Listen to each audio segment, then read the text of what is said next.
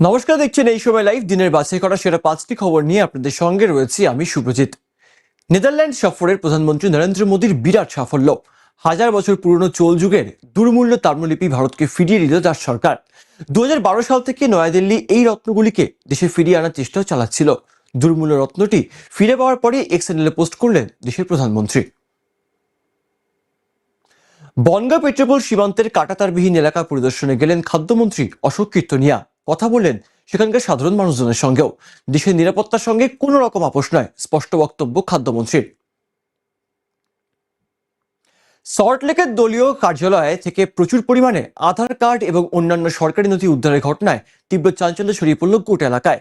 ঘটনাটি তৃণমূল কার্যালয়, বিধাননগরের বাসন্তী দেবী কলোনির 36 নম্বর ওয়ার্ডের ঘটনা। এছাড়াও উদ্ধার করা হয়েছে প্যান কার্ড ও সরকারি জমি বেআইনিভাবে কেনা বেচার কাগজপত্র।